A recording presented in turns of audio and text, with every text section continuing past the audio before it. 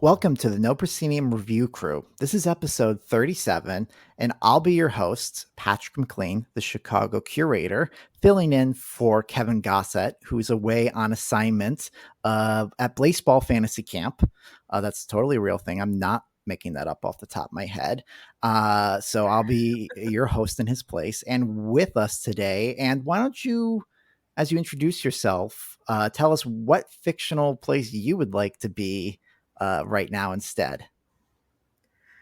Ooh, okay, that's a good one. I'm Leah Davis, your New England correspondent, and fictionally, I'm in the basement of the boarding school at Wolves of Willoughby Chase right now, shoveling coal, waiting to make my escape.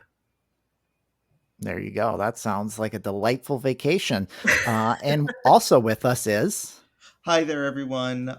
This is Blake Weil, East Coast Curator at Large, and fictionally speaking, I am at some sort of tremendous Roman bacchanalia. I just woke up in the ancient world with all my recording equipment, so it's very lucky that I can be here today.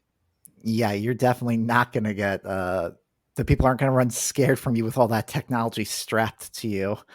Whoa. I made a bad choice. Is it too late for me to change? Hey, we are only... I already goofed up the recording once, so we are going full speed ahead. On that note, so thank you both for being here. Before we get into today's topic, I would like to let all the viewers and listeners out there know of some upcoming events that are happening. I'm going to presume that this episode is going to be dropping on Thursday, March 31st. And that evening, we'll be having a community forum, expectations and advisories. This is free in the Discord for anyone who has access and is able to attend. Most likely in the show notes for this recording, you'll be able to click on and get to the Discord, or if not, I've just created work for Noah to either cut that out or do it. Additionally, throughout the entire month of April, while we are no longer taking signups for players, we are having our Walkabout Mini Golf VR tour. So if you did sign up, make sure you're communicating with your other players to set times for you to hit the links and have a great time doing some putt-putt golf in VR. And then, of course, keep your ears to this program, keep your eyes on the site for when if that's a success, hopefully we'll do it again and we'll take up some more signups in the near future. And then finally, we're going to be having another round of our No Proscenium book club. This time we'll be reading Planning Your Escape from L.E. Hall. We are once again meeting in the Discord on April 12th. I'll be co-hosting that with Blake, which I'm excited to. Once again, though, I feel like I always come on this show and I'm like, I should start reading that book by now. I have a very long couple of plane trips next week, and then a lot of hours by a pool in Florida visiting my grandmother. So this is what books were made for. Especially books about escape rooms. Nothing says relaxing beach read with grandma like an escape room book. You don't know my grandma. That's true. I'm being very presumptuous. You're right. I thank you for correcting me. So we're talking about a really kind of interesting experience that I'm very excited that you were both available to attend for. So we're going to be talking about Cadences, which is a LARP experience for right now. I'll describe it as that, but I'm going to let you both get into it. And this is from Soft Chaos. So would one of you like to jump in and kind of just tell us a little bit about the high level specifics of this show? Sure, absolutely. So Cadences, the story of a pair and its distance. No, wait, the story of a distance and its pair. It's a storytelling game, and it's meant just for two people. There's a booklet that you get when you begin, and it briefly describes the setup of the gameplay, but otherwise you're pretty much on your own. So the way that the game is set up is one player plays the pair. The other plays the distance. Blake and I took a minute in the beginning to figure out how that actually worked. It's high concept enough. You're lucky you have us because it took us a good 10 to 15 to figure out that Leah was actually going to be playing 2 people, and I was going to be playing 1 entity. Now, to be fair, we might be idiots, so God bless. If you pick it up and you get that right away, then more power to you. Um, but one of the interesting aspects is, unlike um, maybe larger blockbuster LARPs or LARPs where there's a game master, uh, no character was assigned to either of us, just the role. And beyond that, it was largely up to our imaginations. So for me, there are a few prompts in there that talk about, you could be a mother and a child, you can be coworkers, you could be 2 people in line at the grocery store. Uh, so opening up my brain to figure out who I might want to embody took me a minute. It was a little overwhelming at first. Uh, but Blake and I decided to have our opening ceremony over voice, and I found that once I started talking, this story sort of emerged from inside of me, and we had our 2 people. Ours were Kat and Marcus. Okay. And so before we get too far into the specifics, I do want to clarify 2 things. One, for listeners out there, in case you don't know, a LARP is a live action role playing game. I don't know why we leave the G off when we abbreviate it, but we do. And this is essentially an evolution of role playing games where, instead of playing Dungeons and Dragons around the table and describing your environments and getting into like the logistics that way verbally, you are out in the real world using real world settings, but you are agreeing with the other players that those are fictitious locations, or they are not what they are. Like, just because you go to your local park doesn't mean it's a local park anymore. It's now an enchanted woods.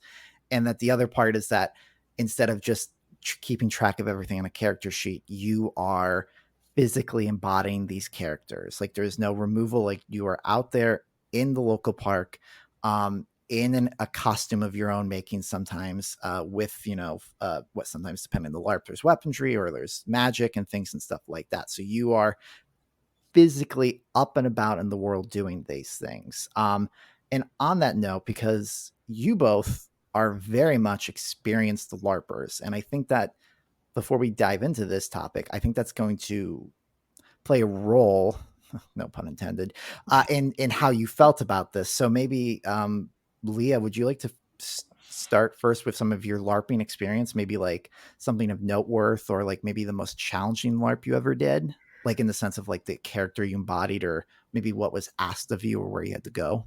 Well, why don't I start with my very first LARP, which was College of Wizardry, affectionately known back in the day as Harry Potter LARP, which it was not, but it was a school for wizards set in a castle in Poland. So I jumped right into the deep end, because this was a highly produced LARP, often known as a blockbuster LARP. It took place over the course of a few days.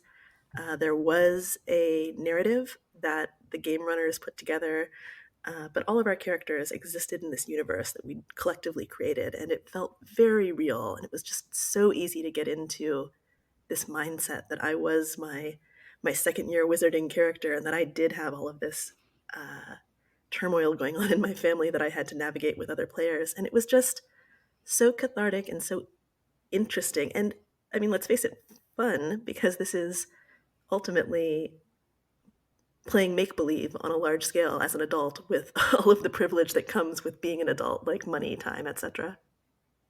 Yeah, no, absolutely. I think that plays a, I like that, like the sense that, like, it's the continuation of play. I think as adults, and most people who are probably listening to the show are like, yeah, no, we keep playing. I play on the regular doing a great many things, but I think that's something that is not celebrated enough. And I think that's a really nice thing you pointed out there. Blake, what about you in regards to your LARPing experience? So LARP was actually my entry point at NoPro. Way back in, I want to say it was 2018, I participated in a LARP in lovely Bryn Mawr, Pennsylvania called Dragon Thrones, which, if College of Wizardry was Harry Potter LARP, this was Game of Thrones LARP, but more as Model UN than as the hitting each other with rubber swords kind of LARP.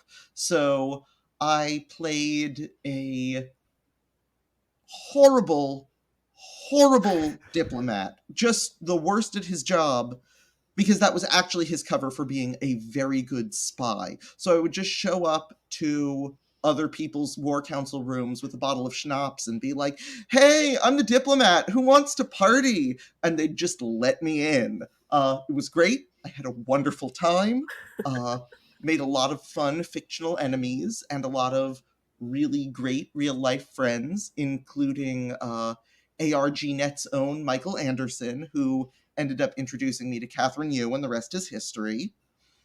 And I have always kind of taken my identity as a LARPer, I suppose, as a cornerstone of my persona within immersive theater. If I'm approaching even a really formal track show like Then She Fell used to be, I am still thinking, well, who am I playing in this world? What energy am I giving back to any show I see in what character or personage I'm presenting?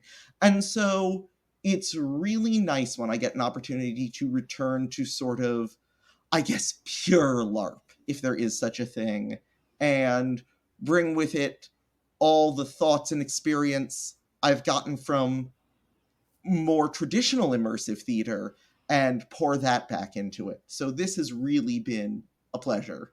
You know, Blake, Yeah, and I you think caught because like something. Oops, sorry about that.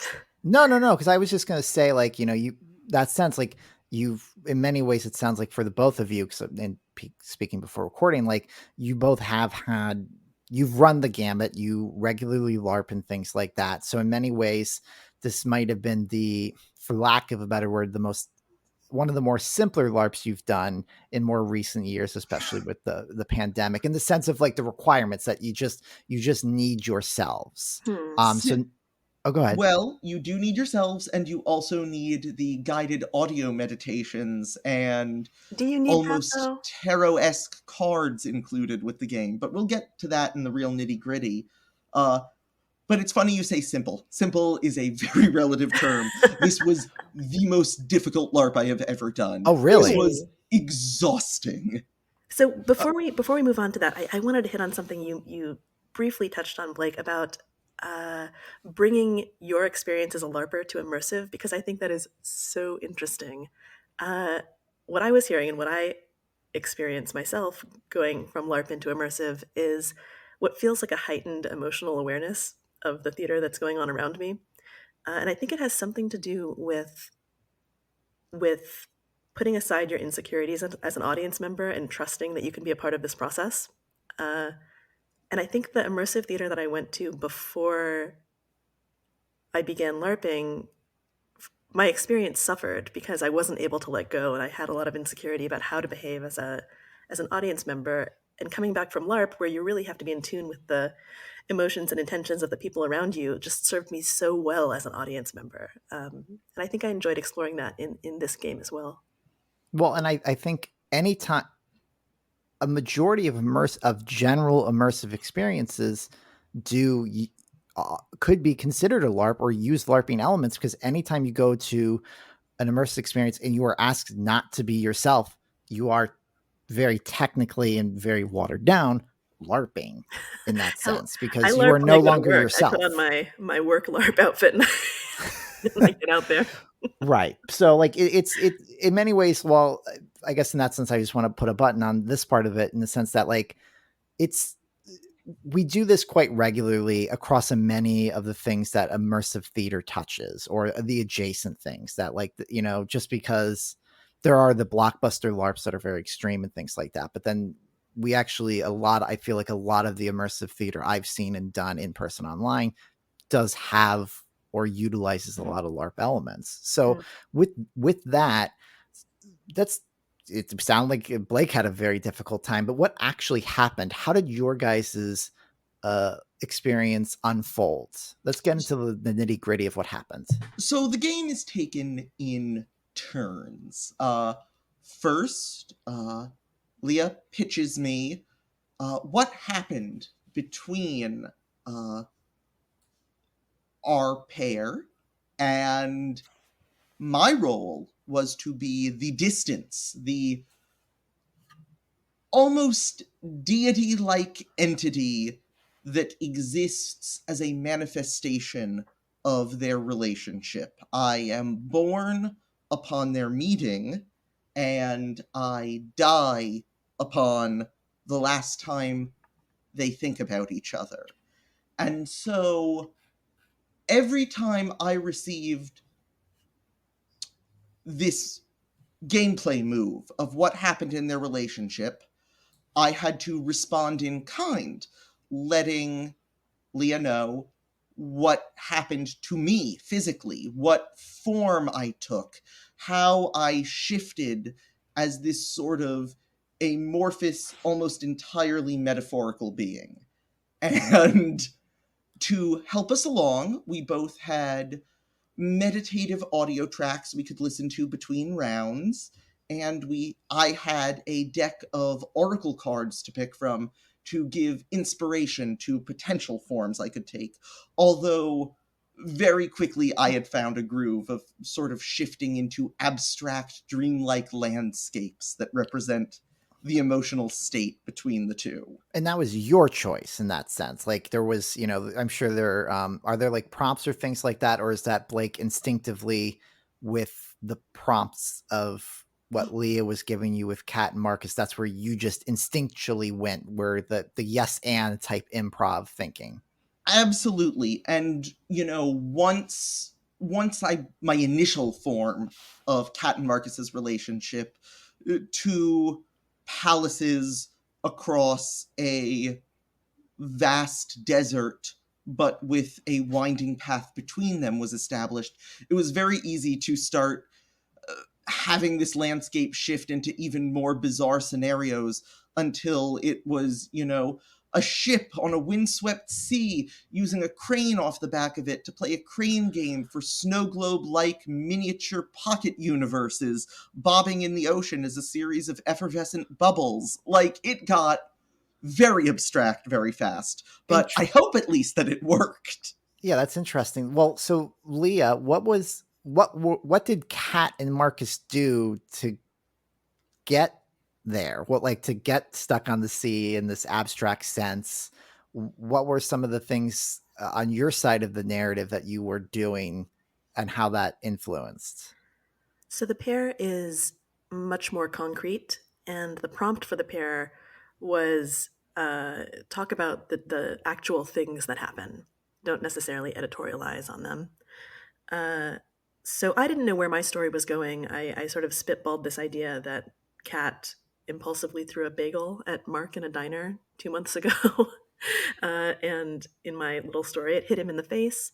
Then Mark used Kat as a cover to leave the diner without paying for 2 muffins. And it was raining. Neither of them grew up in New York. So this is the story that bubbled into my head. And once I described this opening scenario,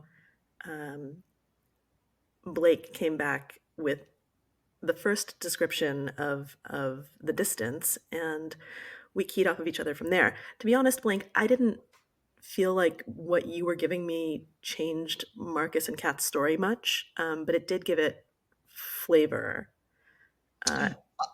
I'm happy to hear that because it wasn't necessarily my intent. My prompt as the distance was very much to reflect the emotional reality between these two people.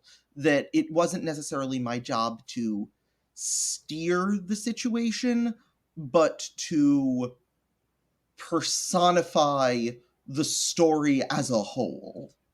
Well, so in that sense, did you guys, it sounds like there was maybe a little of a disconnect. It sounded like you guys were kind of both on your own thing. They were both influencing each other, but you're not.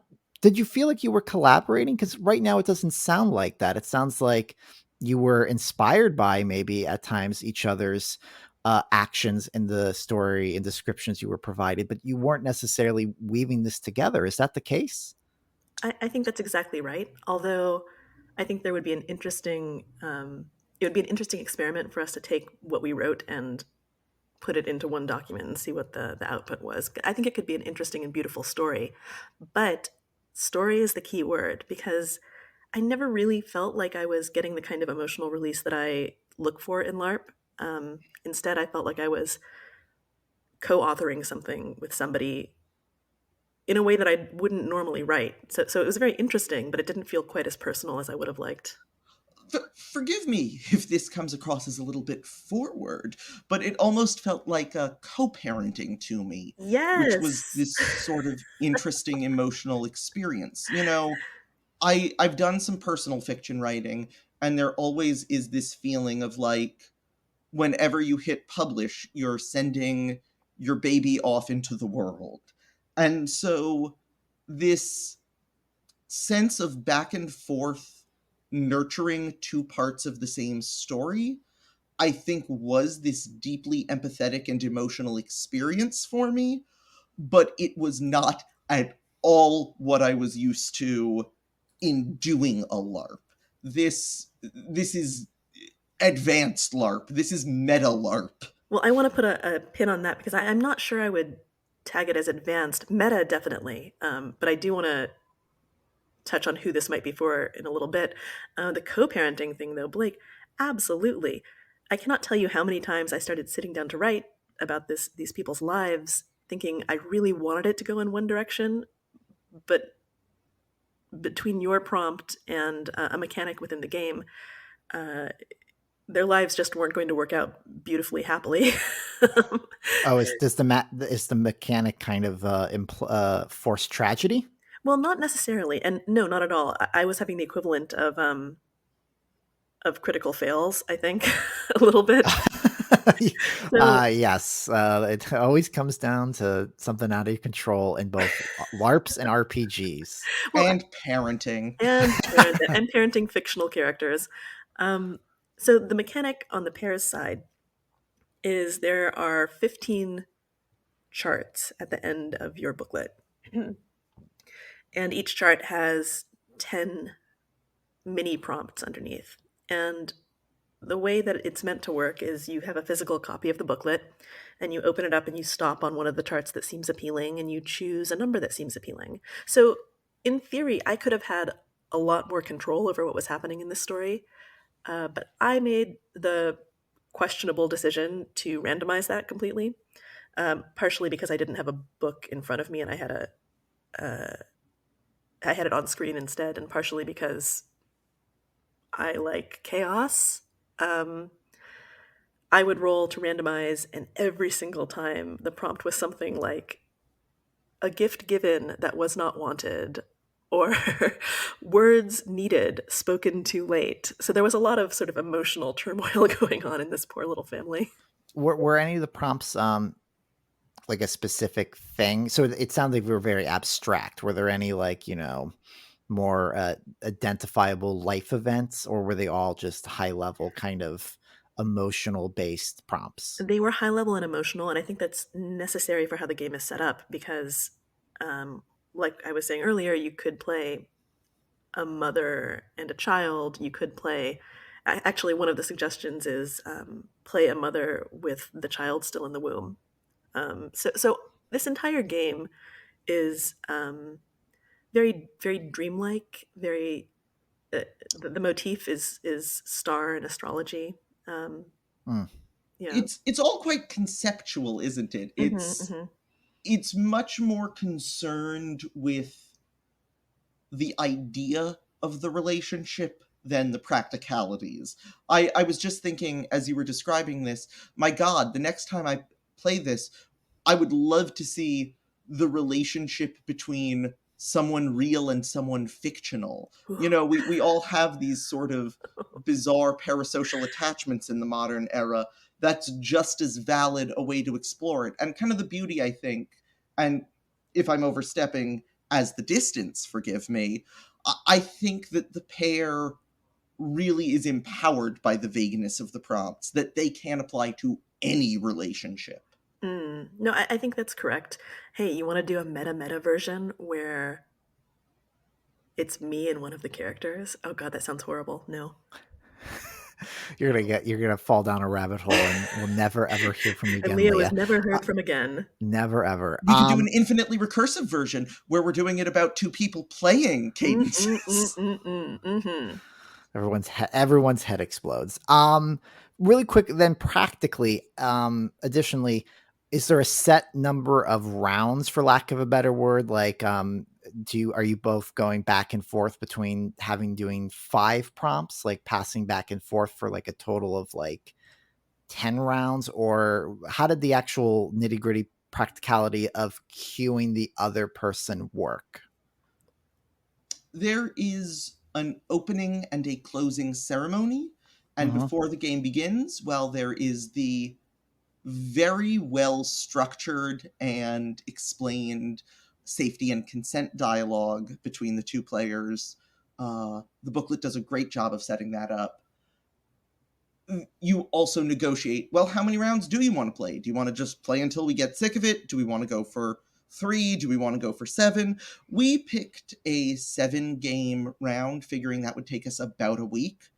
We were woefully ambitious, considering how weirdly emotionally taxing this task became. Oh, really? So 1 week turned into about 2.5. Okay.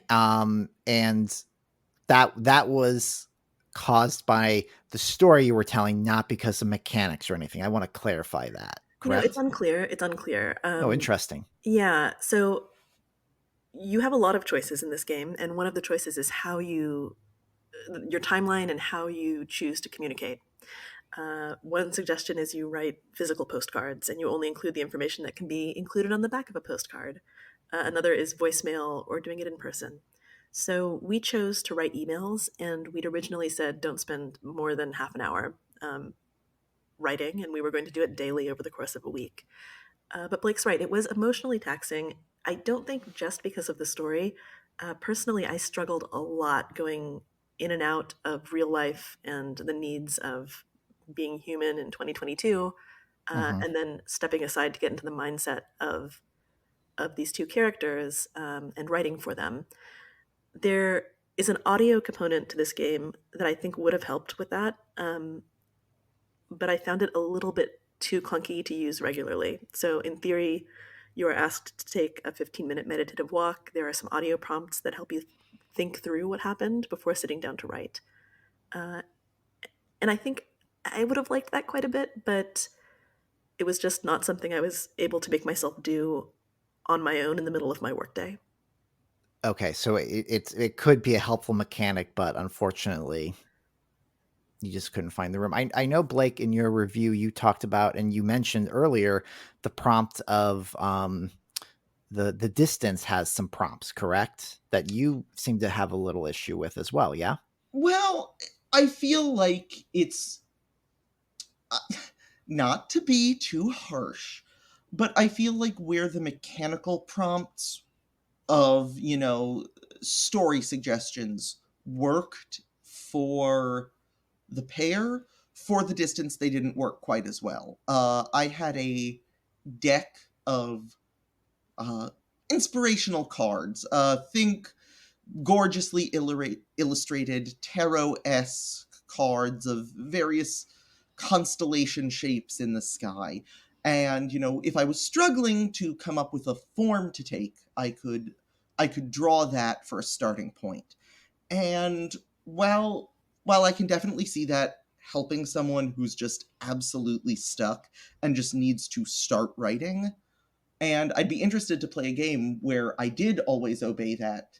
Uh, these were explained to me as being completely optional, and I found that because the nature of the distance was so ephemeral and strange, it felt very odd to have these very literal cards and, pick one and be like, oh, a whale! I'm a whale now! Time to try to force a whale into the metaphor.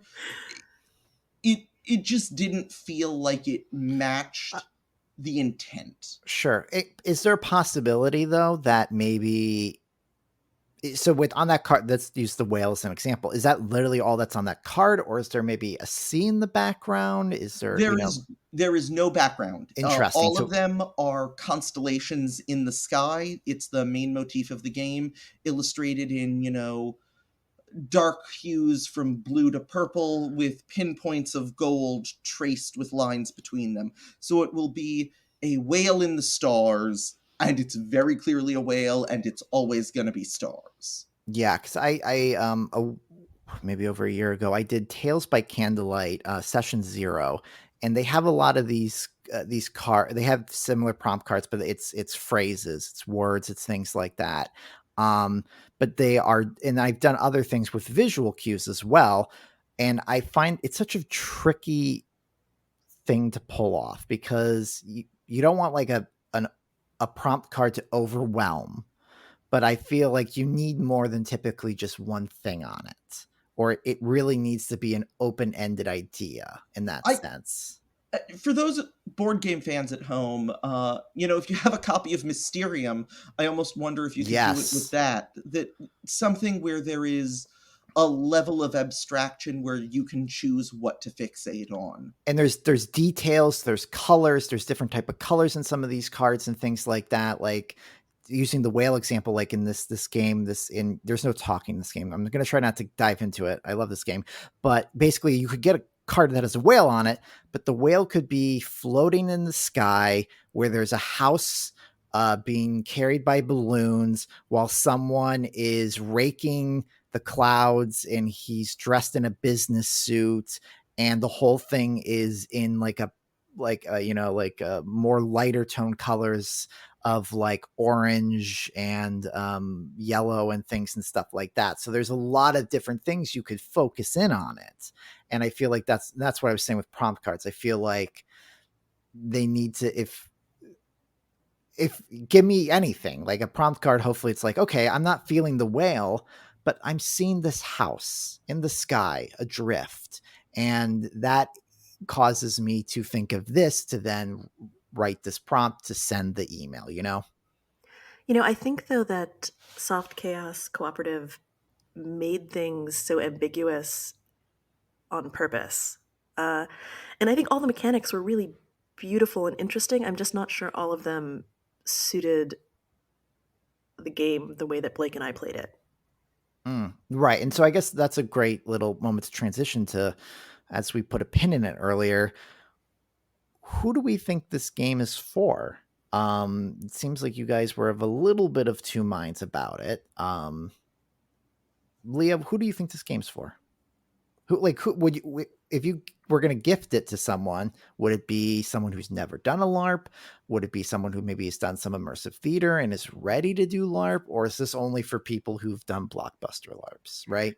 I think that this shouldn't even be called a LARP. And I don't mean that in a mean spirited way. I just think thinking about it as a storytelling game is more helpful for, I think, describing who this is for. I would give this to any creative writing major, any sort of dreamy teenager, anybody who is looking, who enjoyed creative writing and might be looking to like tap into something a little more emotional, a little less controlled.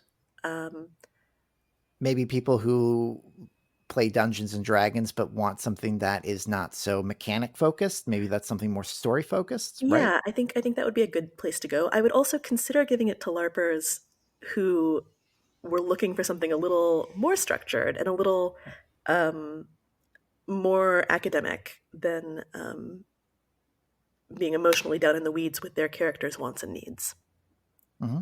But I Blake, don't any think that you need thoughts? to be, Oh, sorry. sorry, long-winded. Here I go. I don't think you need to be advanced, especially. I do think you need to be able to let go, to trust that the game is going to work, and to let go and follow those directions. Okay. So, while I definitely agree with you, I was definitely thinking of this more from the LARPer perspective than the general creative enthusiast perspective.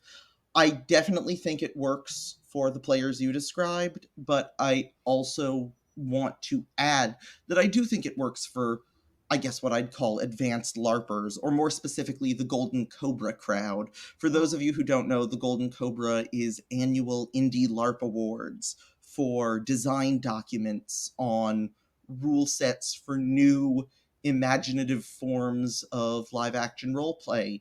And these can vary from thought-provokingly goofy, like one I played once in which everyone plays a fish in a tank swimming in someone's backyard pool, and one by one you are removed, and just hear the screams of the removed players who then proceed to the hot tub or sauna near the pool, to the very specific and direct. There's a famous one called I think it's called Bus to Busan or Road to Busan, not Train to Busan. That's a zombie movie, in which you play as a K-pop band dealing with behind-the-scenes drama as you attempt to get to the next stop on your concert tour. So for people who like that level of kind of conceptual non-blockbuster LARP play, then I think this is perfect. Along with people who are not into LARP at all, but are super into writing and storytelling. Mm-hmm. Yeah, and I think maybe to begin to bring this conversation to a close, it sounds like there's a really, from both of you, there's an important emphasis on being able to have some empathy in what you're doing, in regards to like the different emotions that are required for both telling and experiencing a story, whether, you know, that's in the theater or that's a LARP or that's maybe an escape room that is more than just you've been locked in a room. Would you agree with that, either of you? Or was that idea too half-baked? No, no, no. I think you're exactly right. I think, yes, empathy is involved. I'm trying to think how that applies to my experience. I had to stretch myself a bit because I wasn't planning this at all, but it turns out Marcus was an Egyptian character in my in my story, and you know, what does that look like, and what does his mother look like, and how does he think about these things?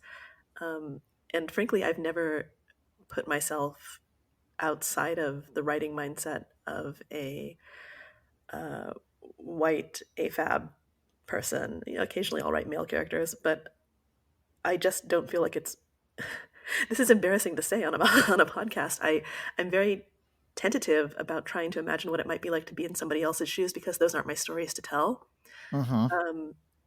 So I found that this was a strangely safe place for me to try to put myself in somebody else's brain as much as I could and do something that felt like I wasn't just playing a different version of myself. So yeah, in that regard, it took a lot of empathy and a lot of thought and research for me to feel these characters and play this game. Trust me, it took as much research from my end and a little bit of Google Translate. Sorry.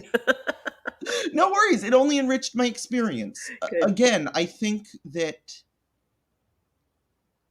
it's a really interesting conceptual game in that it allows you to have empathy both for the specificity of every human relationship, in that any relationship is going to be completely unique, but also because both players take this very broad perspective, no one is directly embodying a person, you're sort of forced to reconcile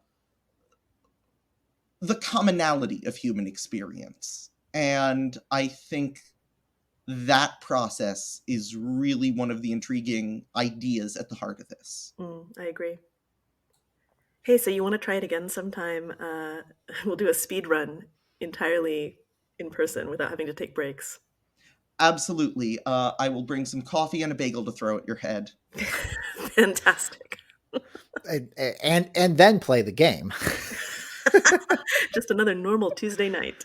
Yeah, just the normal you both getting together and just chucking bagels all around. Mm-hmm. Yeah, and on that note, I want to make sure everyone is aware that while this, I believe, if you go to on Everything Immersive, if you look up Cadences, it'll take you to their Indiegogo page where I believe you can order physical copies of this still, but at the very least, on Itch.io, is that how you pronounce it? Or that's how I pronounce it at the very least. Well, that's two of us, so there's a quorum for the internet.